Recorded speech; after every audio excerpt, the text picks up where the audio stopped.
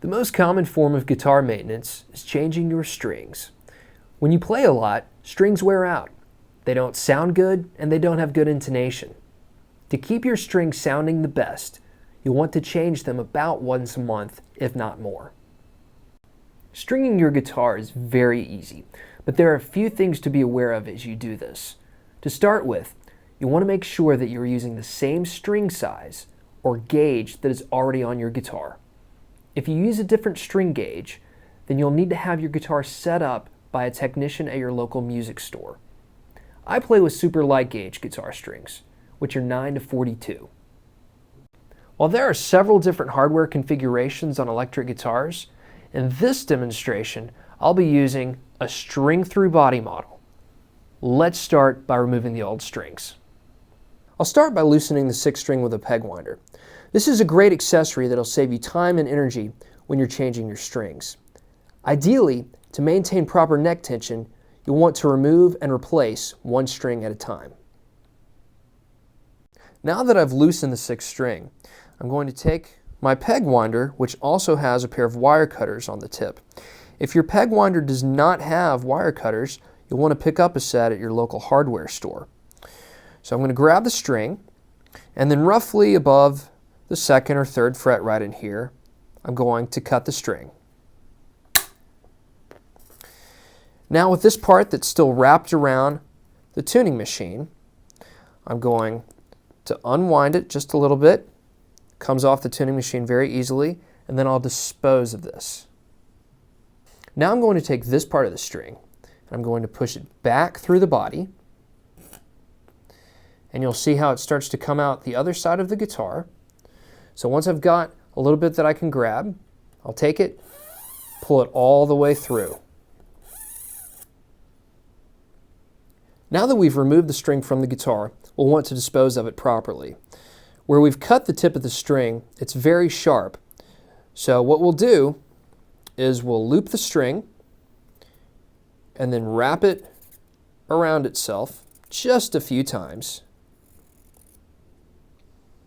So we've got a nice loop like this, and then we'll throw it away. Now that I've unpackaged the new string, I'm going to unwrap it,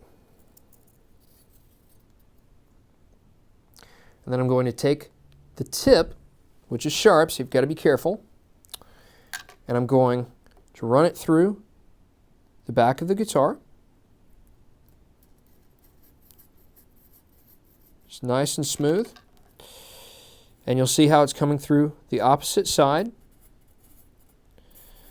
And so once the string's about halfway, then we'll grab it on this side, pull it all the way through. Now that I've pulled the entire string through the body, I'm going to take the tip of the string, I'm going to run that through the tuning machine at the headstock. I'm going to pull that all the way through, get it just nice and tight. I'll go ahead and set it in the nut right here. It might move a little bit, but that's okay. I'm going to grab the string, then above the tuning machine, about 1.5 inches to 2 inches past, and then I'm going to push the string back through just to give it a little bit of slack. Then I'm going to take my thumb, I'm going to press down on the string to hold that in place. I'll then take my peg winder, and then I'll turn it, and the string will start to wrap around the tuning machine. And you have to be a little careful because, again, the tip of the string is sharp. And so we'll just turn it. And as we turn, the string will put about 2 to 3 total wraps around the tuning machine. So we'll just keep turning, keep turning. Got about 2 wraps right here. And at this point, I start to feel a little bit of resistance against my thumb So that tells me that the string is starting to tighten up. So once that happens, we'll stop because we don't want to over tighten the string. We'll tune up later.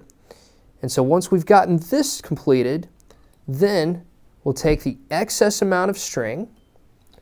We'll use our string cutter that's either on your peg winder or if you have a separate pair of wire cutters. And we'll simply cut off the excess amount of string. Once we've done that, then we're ready to move on to the next string. Now that I've completed stringing the 6th, 5th, 4th, 3rd, 2nd, and 1st string, I'll finish up by tightening up the 1st string until I feel a little bit of resistance against my thumb.